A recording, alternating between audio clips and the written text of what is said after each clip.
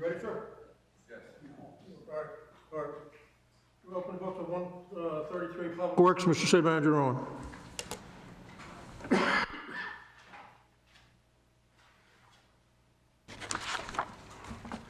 Good evening, Mr. Mayor, City Council.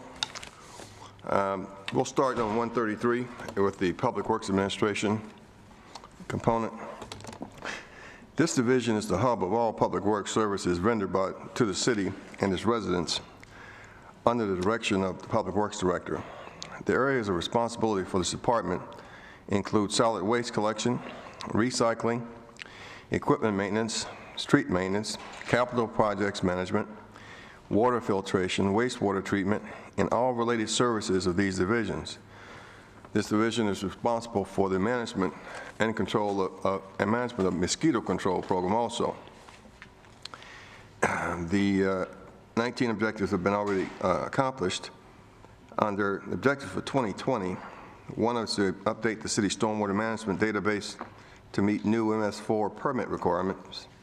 Number 2 is to complete screening and assessments of 6 storm drains outfalls in order to ensure no illicit stormwater discharges exist. And third, establish a blanket permit utility maintenance work in the city's right-of-way. This will significantly simplify the process for administration and oversight of necessary utility work by local utility companies. As it relates to full-time employees, there is no significant budget changes in the administration division.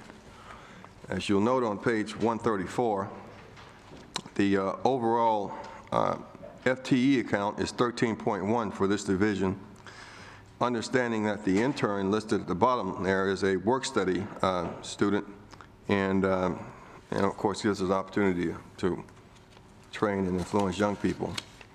The largest component of this particular division is that administration, salaries and wages and fringe benefits to the tune of $1.5 million. We also have significant professional services at $158,100. This amount is for these services: soil testing, surveys, floodplain studies, engineering studies, and review of plans and permits beyond staff's capability. One of the things I might say about the Public Works Department is that it extends itself exceptionally by the management of projects using engineers and contractors to provide services in the city, which is standard procedure, but we do an awful lot of it here. That concludes my presentation regarding the administration, Mr. Mayor. I'm ready for any questions on that. Okay then, if we go to 136, equipment maintenance and garage. This division here maintains and repairs city vehicles and equipment, and that's the primary responsibility for this division. Once again, their 19 objectives were complete. The 20 objectives to populate a new database with accurate historical vehicle data management. You might know that we do have a new superintendent of this particular, of the garage, and he is a very computer savvy person, so that we'll all benefit from that in the maintenance management. We're going to implement the use of laptop software to aid with vehicle diagnosis, which is done when you go to your dealerships and all that, and we're modernizing our operation in that respect. To optimize the parts and material storage in the garage and make it a more seamless system, organized, so that sort of like the operations are in the parts stores. So also, other than the vehicles in public works and the wastewater treatment, this division also maintains the buses that we use in the senior center program. There are 4 full-time FTEs here. If you look at the bottom, no significant changes. The larger expenditures are personnel here and fringe benefits. Also, there's a significant repair and maintenance, which is the major transmission repairs, motor replacements, differentials, and provides contractual preventive services for preventive maintenance, which is really important. What's more important to our bottom line, especially when it comes to maintaining our equipment, is how well our operators pull preventive maintenance, where so we can see things before they happen and become a disaster.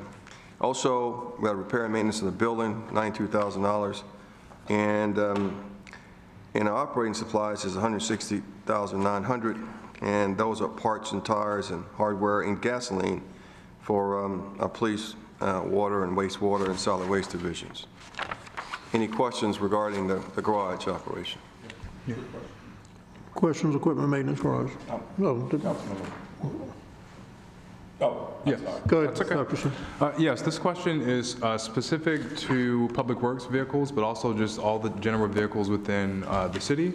Yes. We talked about energy efficient vehicles and the fact that the cost is more upfront.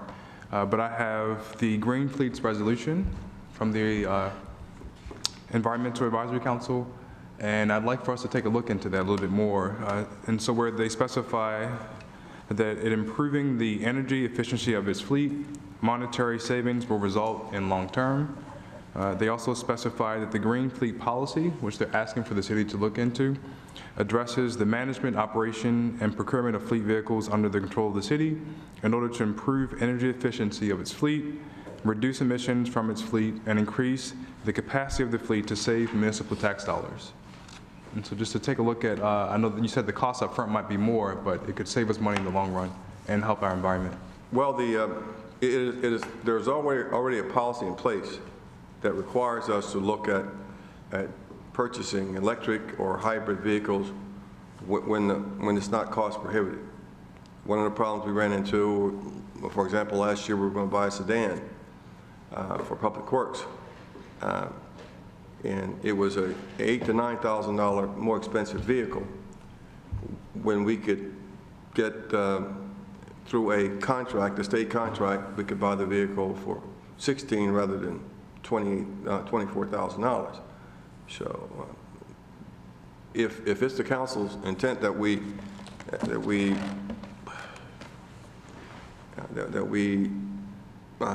transition our focus and with certain percentages of vehicles would be or could be energy efficient, more electric or hybrid, we can do that. Just note that it would cost more money up front. And but I'm prepared to do that. Thank you. Yes. Any other questions on equipment maintenance or, oh, I'm sorry, Mr. Wolfland? The couple of comments, the first question, I should say. On our repair and maintenance, we have 92 grand for an assortment of things, including fencing. Do we have enough for whatever we need to protect our service areas from vandalism? I know that we've had some areas that we put up some fencing and some repairs and so forth. Has there been a complete review of that area, and do we need any additional fencing on a bigger scale to keep vandalism down to a dull roar? Unfortunately, the public works area that is fenced is very, very large. So there are still sections of fence kind of out of the way, but there are sections of fence that are dilapidated and in need of repair. So this budget does not cover, at all, fixing the entire length of fence so that it would be very difficult to pass, if you will. Having said that, what we do have in place now, especially because of that vandalism issue, we do have 24-hour surveillance at this point in time. It doesn't, cover the entire, every inch of the compound, but the compound is surveilled 24 hours a day. And whenever, anybody enters the compound that's unusual, a few staff members will get a phone call. If staff doesn't answer, the police get called right away. Fortunately, we have a great relationship with the police department. Do you know anybody there? Will they take your call? So while there's not sufficient funds in this request to fix all of the fencing, to make it impassable, if you will, I think, we have taken some fairly aggressive measures to, to avoid future problems. Excellent. That makes me feel comfortable. There's another thing that I'd like to bring up regarding, not necessarily focus only on Public Works. We're working on a security plan for the city, in which we intend to have that ready for use in July. And we intend to use the direction and planning focuses, goals, to use our PEG money to upgrade our closed-circuit TV capability throughout the city, including Public Works. And we can use that money for that, which would help to relieve the general fund. Oh, great. That's fantastic. That's encouraging as well. Thank you. The only other comment is that I share my colleagues' support of moving towards EV, and I think when we get to a separate section, maybe we'll look at an objective of kind of figuring out what that policy should be, as opposed to trying to kind of figure out on the fly. But maybe if we put something together, I'll think about that by the time we get around to an appropriate section, because I think that's consistent. I'll have Will to dig out the current policy that you all set forth. Okay. And send it to you so you can have that as a reference. Awesome. Thank you. Any other questions on equipment maintenance for us? All right, page 138 for solid waste. As a matter of fact, the solid waste division is the largest division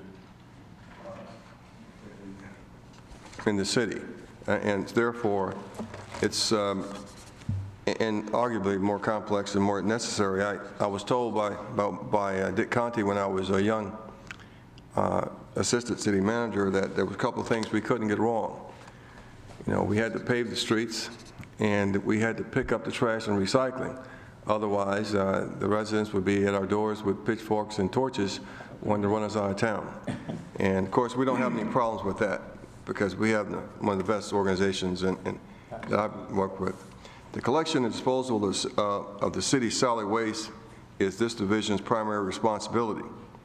Regular weekly residential collections include household refuse twice a week, household mixed recyclables, and yard waste.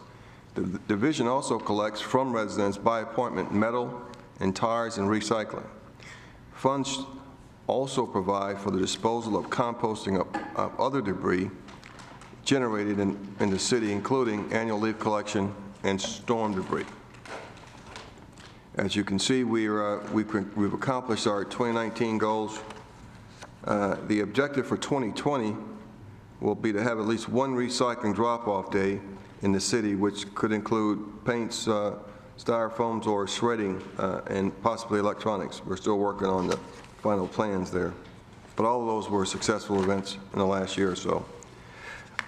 We have 55 hardworking FTEs in solid waste, and therefore the obvious largest cost for this division is salaries and wages at approximately $2.8 million, fringe benefits at almost $1 million, contractual services for professional services there for, we use temp labor and shredding events, vehicle tracking, GPS tracking that we have on our vehicles. Also, we have a $1,431,800 disposal fee, otherwise referred to as the tipping fee, which is where we take the refuge and recycling, and we have to pay for that disposal. Repair and maintenance,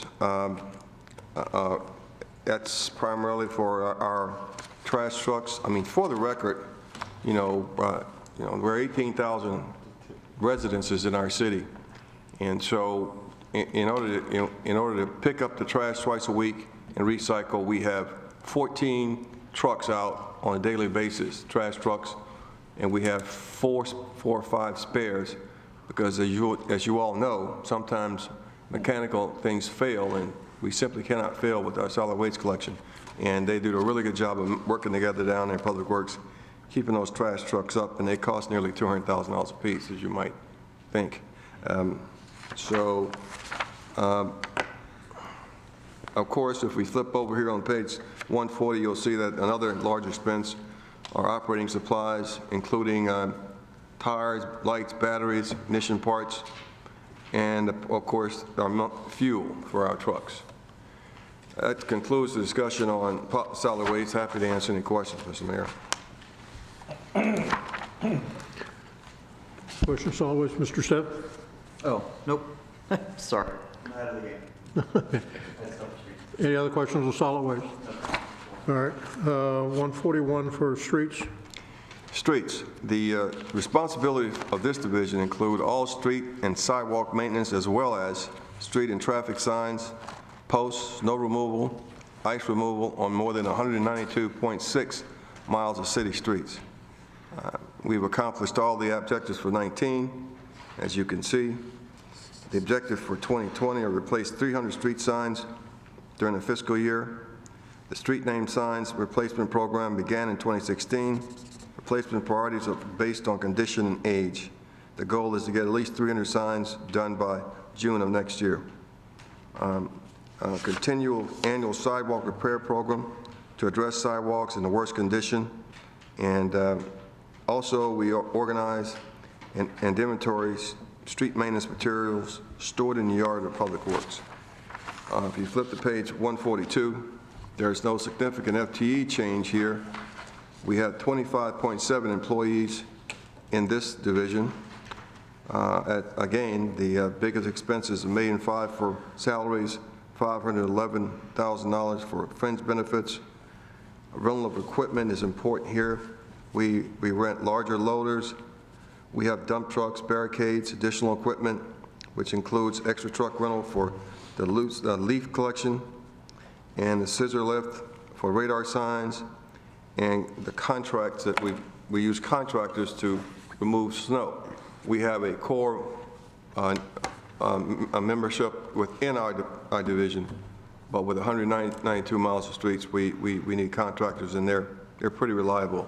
I have been always impressed with that since I've been here, because elsewhere I didn't have such good luck.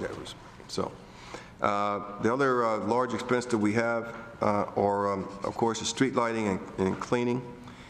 The street lighting amount is up $50,000, and the reason it is because in the older parts of Bowie, the street light maintenance has become more complicated because the cables are underground and they're 40 and 50 years old and they're failing, and it's a lot more expensive to dig up the street and replace those cables than to get on the pole, in a bucket truck and replace a bulb. And so the evidence of the last 2 years indicated we needed to increase so that we could meet that challenge that exists, because it's become a problem and it's predictable. The second large expense, another large expense, is street resurfacing, which is $1,827,400, which is the standard amount that we set forth, and we implement every year to maintain our streets. You know, when you're in Bowie, riding around in Bowie, the streets are pretty nice and maintained. When you leave Bowie and get on the state highways right about now, you know, it need a lot of work. But in the city, we've done a pretty good job of maintaining that, and our contractors is very professional. So that ends the street section. We're ready for any questions. Question on streets. Mr. Stepp. Thank you. And then Mr. Wolfley. First of all, real quick, on the page 141, square yards of street resurfaced under workload and performance indicators, I'm guessing that's a typo under FY20? Okay, cool. You're right. That should be $150,000 as opposed to. Figured, just wanted to get it out of the way, make sure. That was a good catch. I should have told you that. No, not a problem. For the street light maintenance, it sounds like right now that we're doing a little bit of ad hoc, you know, as people call in and complain about, you know, the light not working where we're going in and replacing cables. Do we need to look at kind of a long-term program, anticipating that a lot of Levitt's going to need, in fact, all of Levitt's going to need its streetlight cables replaced? Are we looking into kind of a long-term program and how we might fund that and tackle that potentially? Or do we think it's best for now just to stick with the ad hoc repairs as they come along? Well, I mean, in other cities I've been where PEPCO existed, we call them and they come out and fix it. Well, we are Pepco here, so Right. it's us. At present, I don't think the problem is significant enough that we would have to, in a preemptive manner, go around and because some of the cables on the ground may fail tomorrow, some of them will last another 20 years. And Okay. since it's labor intensive to dig them up, and that's where all the expense comes. So it would be my recommendation that we add to the fund and continue to manage them based on the calls for service we get from our residents, because they have no qualms with letting us know when the lights are out. And so now we're looking to identify cable problems when they come up. Otherwise, it could be very expensive to do it otherwise. Yeah. And just to add some additional information, so as Mr. Lott mentioned already, this budget request includes an up of $50,000 for cable replacements, which I do envision needing to be an annual program for at least several years. And we are responsive. This program is a responsive program, but what will happen is a certain cable section will have multiple breaks, and at that point you realize the cable's deteriorated all over, and so we can look at our records and determine through the year what's going to be our top priorities. In the past, we actually had underspent the overall program, and we're able to use sort of some of that program money to tackle a couple of sections of cable. But at this point in time, we really have to add budget. So this is actually, this $50,000 is actually doing it's not attacking the entire thing, because I don't think that makes sense, but it will allow us to tackle, a handful a year, and which would be the ones that are in most dire need of replacement. Gotcha, that's good to know. I think Councilman Wolfley had something he wanted to throw in on that, and then we'll come back to me because I got one more. Oh, we're going to play leapfrog? Yeah, absolutely. Just, Okay. So since we're on the same subject, we don't have to skip it later. I think part of the issue we have with constituents in understanding the problem is the time it takes to get these things repaired, and recognizing that it is cabling and it has to be trenched or fed underground, however. Can we take a look at what changes we might be able to make to the contract vehicles or to the general process that would shorten the time, flash to bang, from when someone says or ascertains that it's actually a cable problem and not a light bulb, and so that we can A, communicate to the constituent that that's what the issue is, and then B, something that expedites that next step so that we don't have sometimes some lengthy delays that I know are associated not with our own internal staff, but particularly when we've had to get contractors in. Absolutely. Yeah. We actually have this year worked very hard on that. So we have significantly dwindled down the overdue list of cable breaks over the last several months from dozens to a couple. But at the same time, we still have work to do. The performance of the contractor has not been where we need it to be, and it is something we're actively working on. One of the other problems with delays, though, is when we have a cable to replace and we realize we don't have, adequate funding to do it. And so, that sometimes that decision has been, there's a cable that we've decided, look, we're just going to have to keep repairing it because we don't have enough funds to replace it. So this request would allow us to, at least tackle those problems. All right. Thank you. Back to you, sir. Mr. Stack, Thank you. we're playing hopscotch over here. We're playing hopscotch. Thanks for that. And also on the light repairs, thank you for being so responsive. I know we've had a lot of residents, especially after all the rain in the last few months, have been emailing us like crazy about that, and you guys have been really great about going out and dropping what you're doing and fixing things, and I appreciate that responsiveness. I know it's not easy. On the actual street cleaning, there's a section of road along Chestnut that residents have been asking me a lot about lately. just north of the bridge, where the T is, where all those accidents constantly happen. Residents know that we do street cleaning, and apparently there's just a lot of stuff that builds up there on a regular basis. I'm wondering, are there parts of the city where like street cleaning is more of a challenge than others? And is it the sort of thing where we could revisit the schedule to see that some areas get a little bit more attention than others? Is this something that's ever been brought up to you guys before? It has not been brought up to us from within the city. However, we did revise our schedule this year based on the municipal separate storm sewer system permit, which asks you to look at how you're doing street cleaning. And so we did actually examine the streets for those areas that are more problematic, if you will. I'll have to double check and see about Chestnut. Typically, the ones we typically tackled were ones that are in commercial districts that tend to have a lot of, dumpsters that trash flies out of and that kind of thing. But we have posted on the city's website a revision to our schedule. I saw that, yeah. That was and so that's kind of what that's about, but we'll definitely look and see if we've given Chestnut a priority and take a look at that. Now that I think about it, is Chestnut cleaned by the city? Because that might be... Yeah, it's part of it's county. That's county, that portion there. That portion probably is county, yeah, that's true. Okay, that might be the real issue now that I think And they don't about do it. street sweeping, so. Okay, interesting. All right, I'll follow up on that, but I appreciate that, George. Thank you. Thank you, Mr. Gardner. Thank you, Mr. Mayor. And I have a question, two questions for staff. The first is, could you give me a status or an update on the pilot program that we were looking to implement on Twisting Lane for the installation of the speed humps?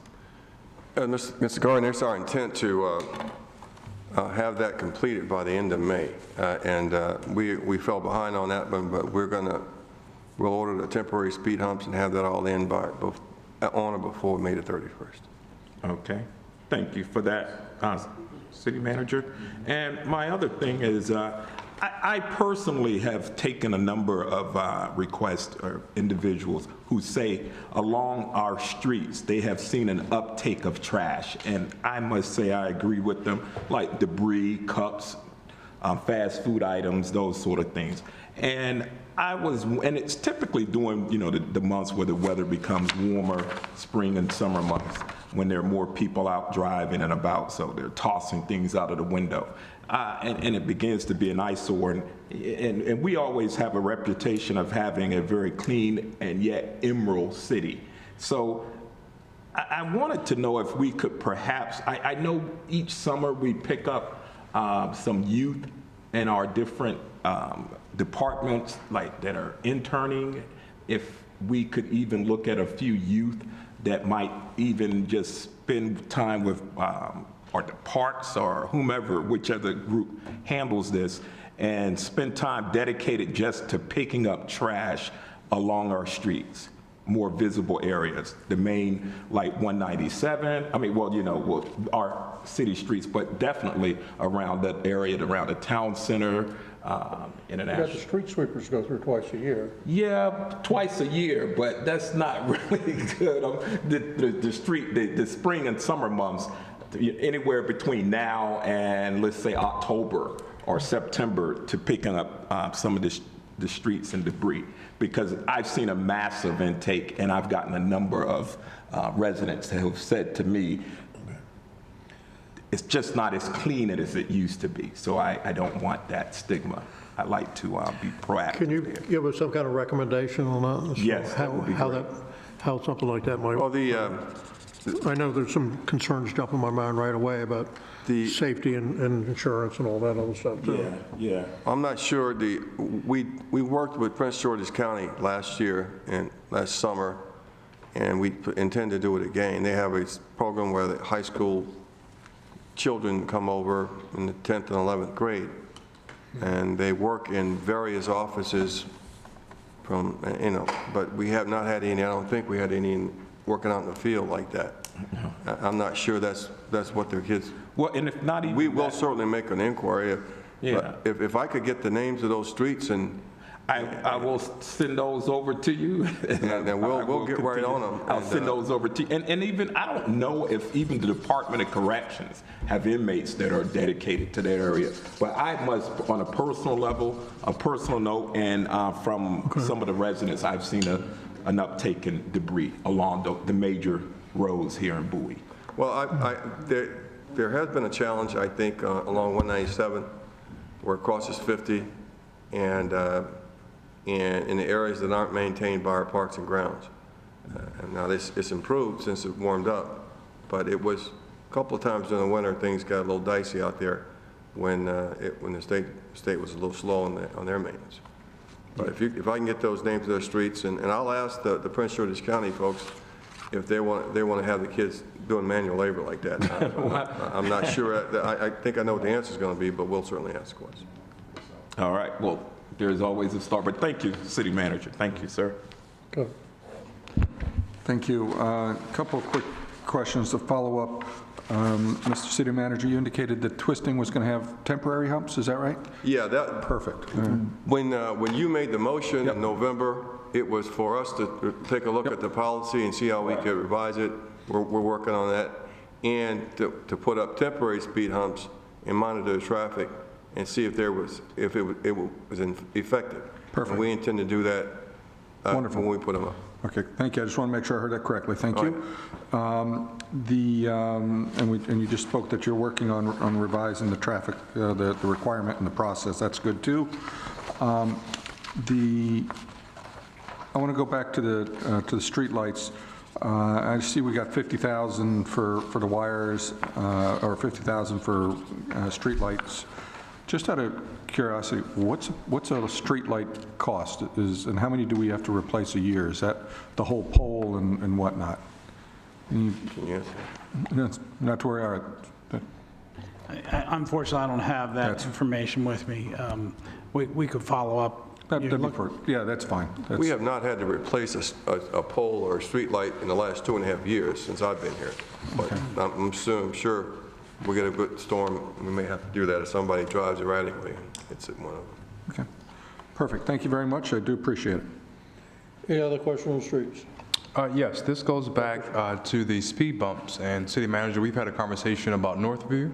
I understand the feasibility of speed bumps may not be appropriate for Northview Drive. However, I urge us to take a look at that. It's really unsafe for our residents of all ages to cross Northview when they go to approach Allen Pond Park. And so there's a crosswalk there that just isn't very visible to drivers. If there's something we could do to look into that, to make it more visible, I'm not sure if it's a lighted yield sign, just to enhance the crosswalk, I'm not quite sure, but for us to take a look at that. Yeah, we're actively looking at that crosswalk and the one other crossing where there's a trail crossing that's not marked. And exactly considering a couple of options that you just mentioned. There might be a flashing beacon that draws attention to that walk, but we're working with a consultant to examine the options there. Thank you. And you mentioned the crosswalk from the path. There isn't even a crosswalk there.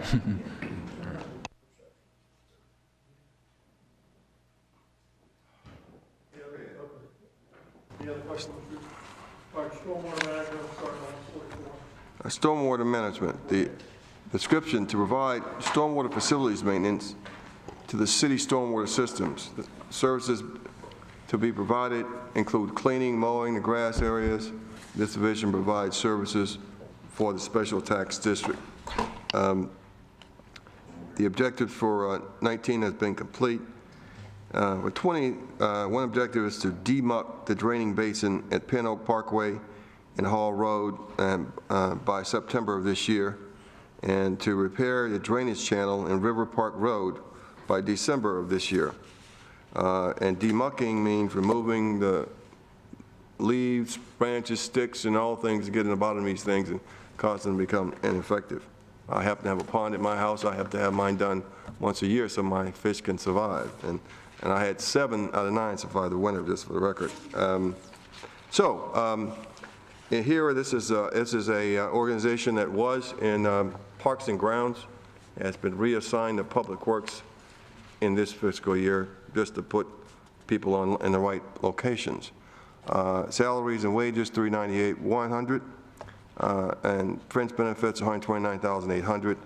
Professional services are a large expenditure there, and that would be for technical review costs shared by each special task district, surveying, engineering of the stormwater management channels, and algae growth. Now, before I go on to the special districts, are there any questions about that division itself? If not, the stormwater management special districts, we covered many of them during the CIP. Page 146 through 148 includes Special Task District 1, 2, I'll name 1 being Maryland Melford, 2 is Bowie Town Center Centennial Park, 3 is, District 5 is Highbridge, District 6 is the Gateway Center, District 7 is Pin Oak, District 8 is Elder Oaks, and District 11 is Collington Plaza.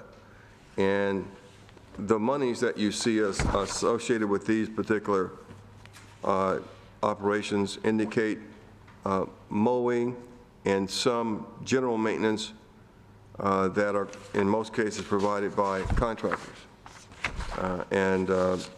But these are standard procedures, and it's a very efficient way to manage stormwater maintenance, and that we do this, and we use a special taxing district to cover the funding. Any questions, Mr. Mayor, about any of these districts? Yes, I just had a question on Highbridge. It seems that there's a significant change in what's proposed this year. There might be a story behind that. A significant change from last year to this year? Yes. Yes, that actually was a question that came up during the capital program. We didn't have a good answer for you, but that was we did an assessment of that pond, and it has a problem with this species called spatterdock. And so this funds in here cover the cost to address this clearing of the spatterdock, which is choking the pond up. It's a plant, sorry, yeah. No question, I guess we go to the water sewer on 169. Okay. On 169, what I'd like to focus on here, one, just to give you an idea of where our water sewer funds operations in Bowie Forest, Buckingham, Chapel Forest, Derbyshire, Fox Hill, Grady Walk, Heather Hills, Idlewild, Kenilworth, Long Ridge, Meadowbrook, Overbrook, Rockledge, Somerset, Tulip Grove, Victoria Heights, Whitehall, and Yorktown. The budget proposes an increase in the water sewer rates. The proposed increase of 52 cents per 1,000 gallons for water service and 74 cents for wastewater services equates to approximately $16.38 per quarter for the average household using an estimated 13,000 gallons per quarter.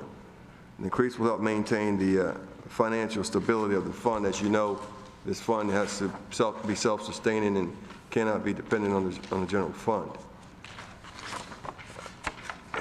If there are no questions on that, we're going to move to page 176, which is billing and accounting of the water and sewer fund, and we'll start there.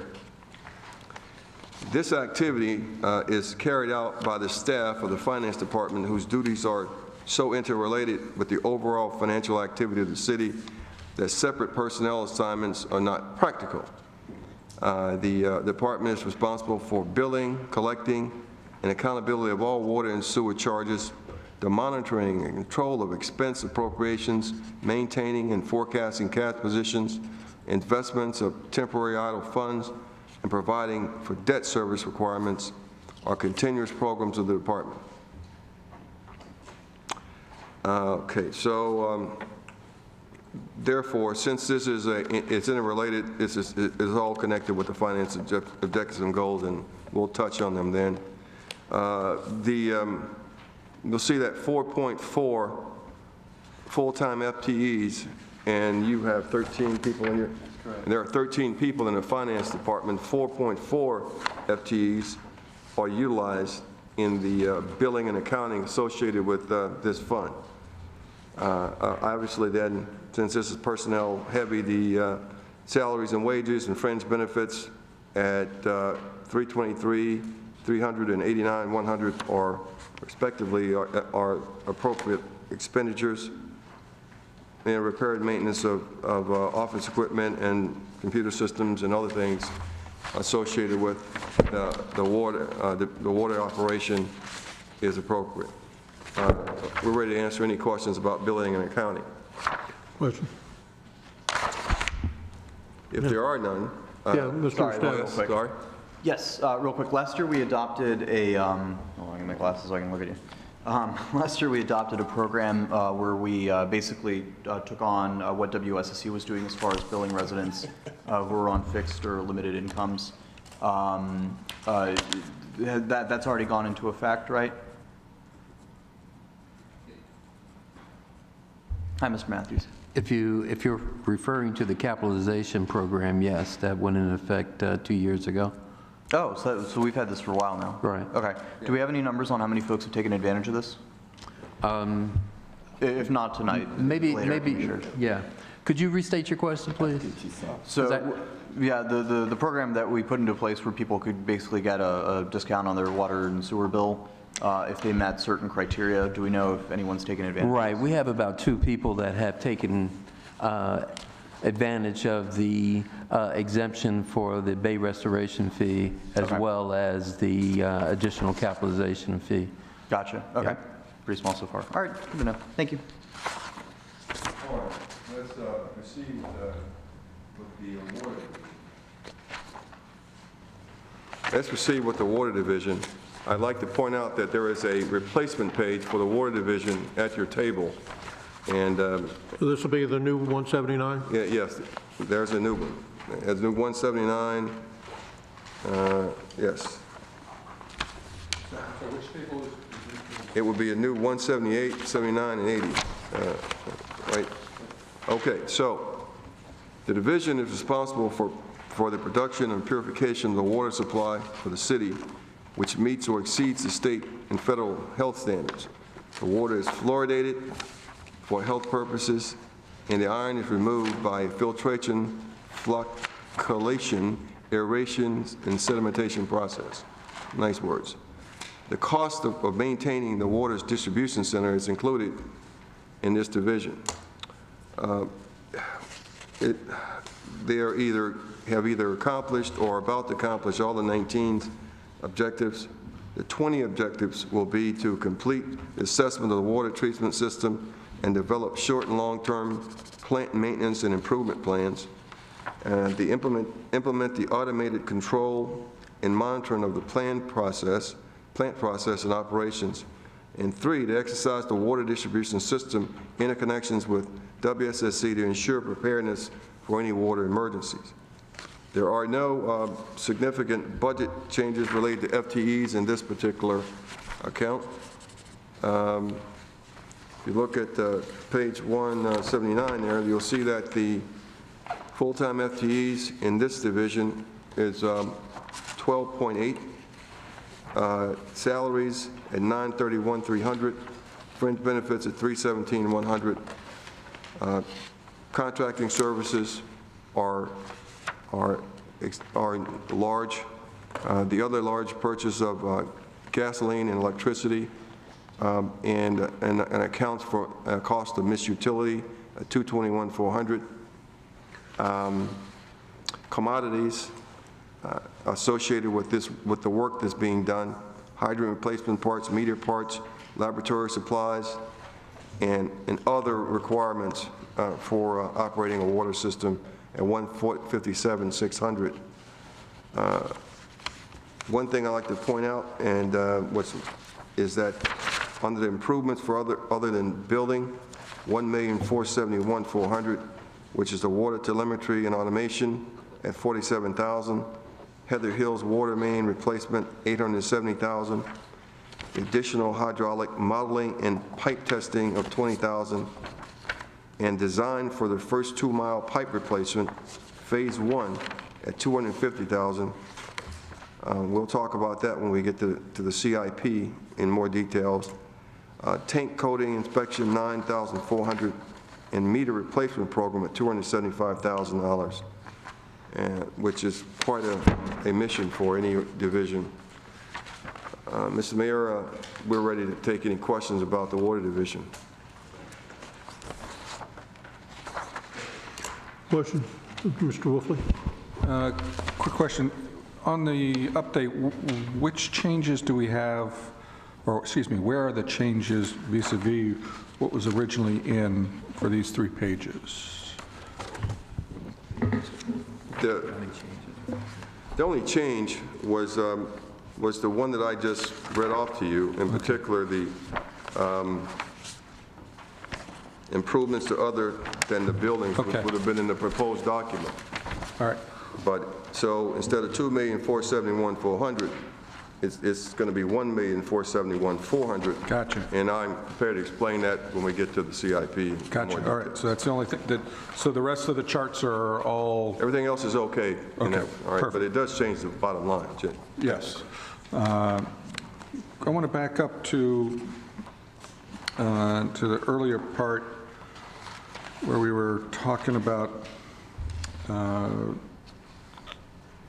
the operating summaries. Based on where we are right now, am I reading this correctly on page 170, that we are running at a deficit of about 800,000 in terms of revenues against expenditures for this fiscal year coming up? No, sir, that would be an increase for FY19. FY20, yes. Yes, so that $811,000 is, Will now change with the correction that we just made, and that amount that will be there in its place will be $189,000, which will be an increase to the general fund. gotcha. So, all right, So the ending fund balance as proposed for FY 2020 will be $4,356,000.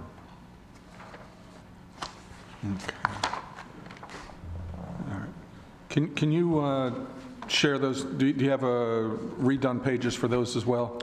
No, sir. I will make those available to you, though. That'd be fantastic, thanks. I just wanted to take a look at it. This, as you know, is a continuing sore spot for a number of constituents in terms of the ongoing cost of water and sewer services. And I know that this is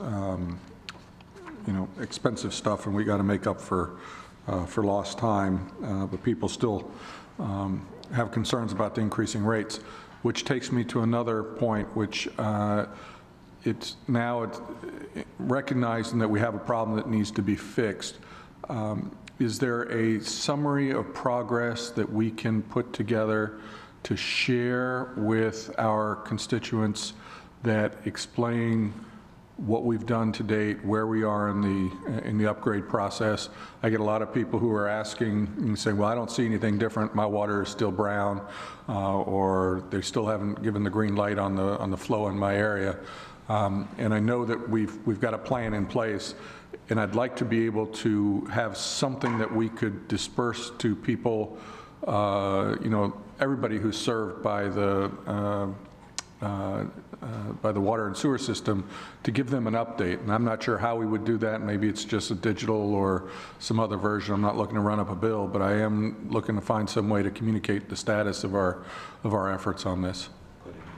I think a good opportunity for that. We maintain a website within the Public Works Department, kind of a status on capital projects. This is obviously a big capital project, and what we can do is provide on that page, just as you asked, a summary of progress and make sure that's maintained, and that could be a place people could be pointed to for for kind of status information. All right. But when we do that, we also need to include kind of the financial aspect of it as well, as opposed to just 20% done on a project with, 20% done to be, or these neighborhoods to be done next. It's also a question of why am I paying more in people's mind, and it's important for people to see that we're struggling with the bottom line that indicates with these expenses, this is where we are for, recapitalizing, and we got to pay those bills. We'll have to pay the notes on that when that comes to fruition and the like. So I'd like it to be more than just on the construction side. Sure I'd like thing. to be on the business side too. Thank you. Any other questions on water? Wastewater on 181.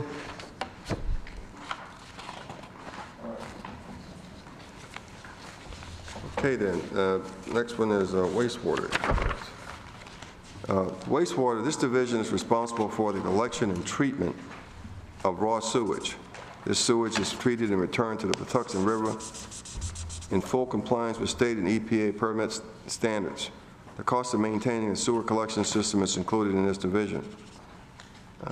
Once again, 19, our efforts, our objectives are on course and can be completed by the end of the fiscal year. Objective for 20 is implement preventive measures to ensure reliable operating conditions at sewer pump stations and provide bypass solutions to ease potential interruptions of pump station operations. Number 2 is improve cost and effectiveness of sludge disposal by reducing wet weather impact on lime stabilized sludge stores on the plant site. There are no significant FTE changes associated with this division. It's 18.6 employees in the wastewater treatment operation, $1,254,600 in salary and wages, $440,000 in fringe benefits. Contractual services are for sludge monitoring, engineering services associated with this particular operation. Disposal fees of the sludge that I mentioned several times already, $177. And there is also a cost for electricity, telephone costs, missed utility services, which we use regularly, at $269, $200. Of course, there's chemical requirements because this is a chemistry-based operation. The treatment of the solid waste and cleaning it out, that's $119.8. And also there's some improvements to the buildings and pipe and valve repair at pump station number 1 and associated lateral replacement. Any questions regarding wastewater? Question on wastewater, Mr. Wolfley. Quick question on page 181, objective number B. What is FOG? Capital F, capital O, foreign objects? FOG is fats, oils, and grease. Fats, oils, and grease. Thank you. That's it for me. All right. Any other questions on wastewater? All right, if you want to move over to non-departmental and debt service on 184 and 185. Thank you, Mayor. The non-departmental department for the water and sewer is a collection of costs that is not directly assigned to any of the activities or divisions in water and sewer. Therefore, we outlined them here. The first major cost is the debt service and contractual service, deals with the property and casualty insurance. And we have other charges, incentive awards, reserve for contingencies, reserve for personnel adjustments, transfer to the general fund, and then a full-blown scale of the debt service. On page 186 is a list of the scheduled equipment replacement. We plan to replace vehicle 400, which is shared between the two divisions.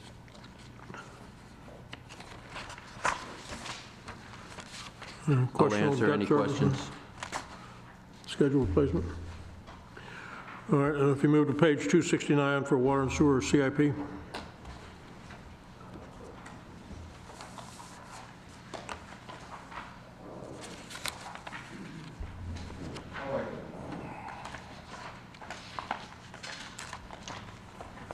Water plant.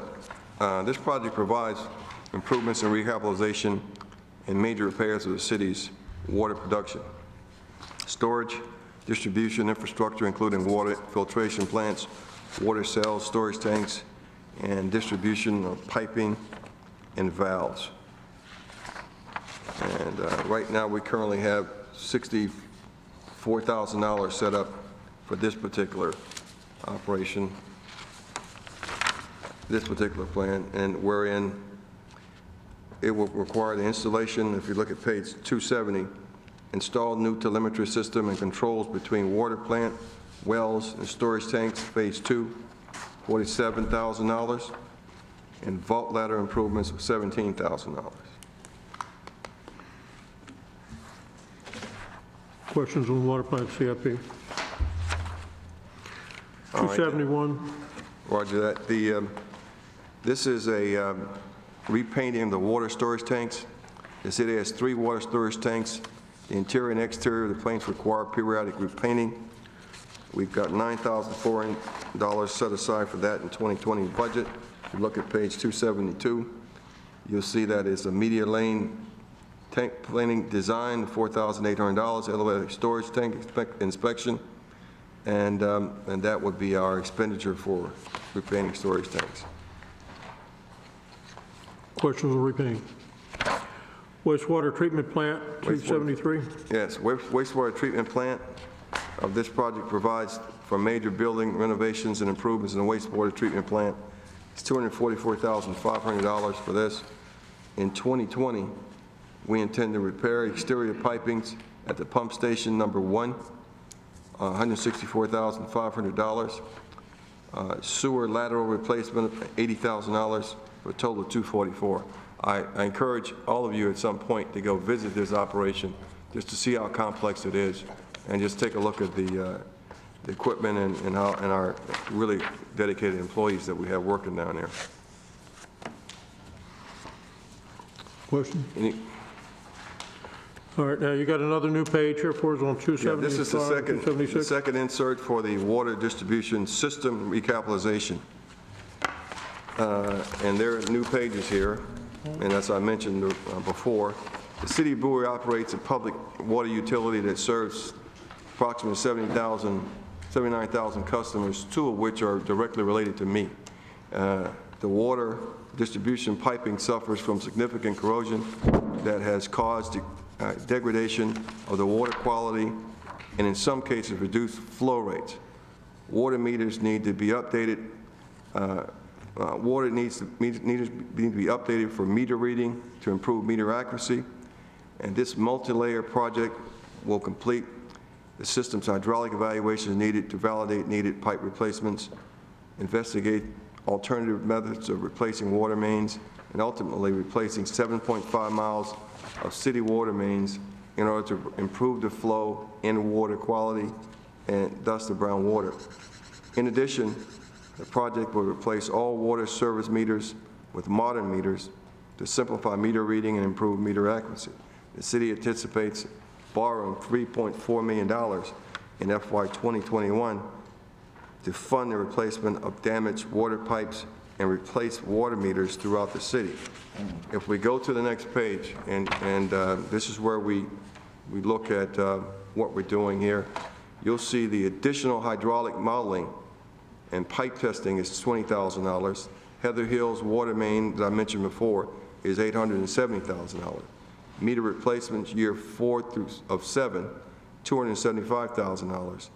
Design of first 2-mile pipe replacement is $250,000. Now, I'd like to talk about FY21 to you understand what we're doing. You know, we will be designing and preparing for a $3.6 million bid in 21 when we attack the first 2 miles of the piping of the recapitalization project, which is designed to remove the brown water situation. And so we'll spend 2020 prepping for what will happen, most likely over a 3-year period, but with a contract awarded at the beginning of, or if not sooner, in 2021, in which we'll borrow the $3.4 million to implement the process. Questions? Go. Thanks for the update. A couple of quick questions. We have done work over in Heather Hills, ripping out and replacing piping over in that area. What have we learned from that exercise in terms of scope of the problem and what we have learned in terms of how bad the pipes really are? That project, I think we did that in 2014 or 2015, I can't recall. And, so we got, some of that pipe was left in the ground. And that particular project, we moved the water main from the grass strip to the middle of the street. What we learned from that project was that was an expensive way to do business. The reason we did that was to preserve, destruction of pretty much all the trees that we would have had to destroy if we did, in place and in the same location replacement. Now, where we did dig up the old pipe and look at it, there was serious tuberculation in that area. Unfortunately, we did not realize as significant of an improvement in water flow that we were expecting. So partly what we learned was that a hydraulic model was a critical part of this project. And so that's when we later identified a need to develop a hydraulic model that has finally been developed. We are still calibrating that model, so that model kind of depends on what your assumptions are for what the particular pipe, segments of pipe condition are. So you can imagine a big network of pipes. The model is trying to predict, if you have this much pressure here, how much flow are you going to have over there? And that depends a lot on what the conditions of the pipes are in between. And so since this is all underground, that's somewhat of an unknown, but the model is going to help inform us about where we're going to get the best bang for our buck with replacements. Speaking a little more to that, the Heather Hills project you see here for 2020, the $870,000, the decision on which sections of pipe to replace there were based on a small model that was done just for the Heather Hills section. If you recall last year, we'd originally programmed a much smaller project for Heather Hills. Again, it was just kind of a learning experience project. But when we were informed by the model that it wasn't worth doing just that smaller piece, we then asked to increase that project to this $870,000 project you see here. Hope that helps answer your question. So the replacement, it was not necessarily with same for same, but it was based on a new design. Is that right? From the standpoint of the water mains? It would seem to me that if we were just going in replacing the existing pipes with a similar size pipes and we're running the same number of households, that we would be able to follow the original plan. And if there's a 4-inch pipe, you put in a 4-inch pipe, and then if it goes to a 2-inch, then you put a 2-inch. I guess that's not the case. It's not because because the condition of the original pipes is not like new, so it's not performing as it was originally designed.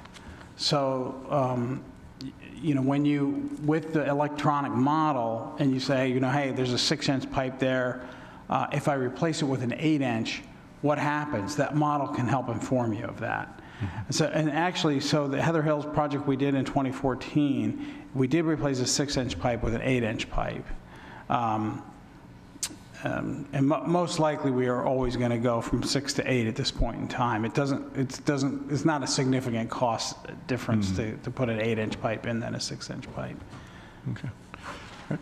And for the process going forward, are we continuing with the, cut a new ditch and put it in, or are we doing a different method? So the Heather Hills project for 2020 is both what you call open cut is what you're referring to is the term we use, which, basically we dig a ditch, pull the old pipe out, and put a new pipe in. And also pipe bursting, which is the process that we did in Leanna Place, which is requires a little bit less destruction in the neighborhood. We pull the new pipe through the old pipe. We can pull an 8-inch pipe through a 6-inch pipe. It just kind of, spreads its wings a little bit as it's going underground. And then it still requires quite a bit of excavation because you still have to go back and excavate each house connection. But the more than half of the work that's going to happen in Heather Hills is going to be done through pipe bursting. Okay, thank you. One more question. sorry. On the preceding page, there was a comment here, we need to put 7.5 miles of water mains.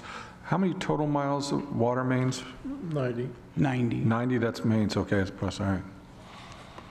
Got a long ways to go, thank you. Mr. Stowe.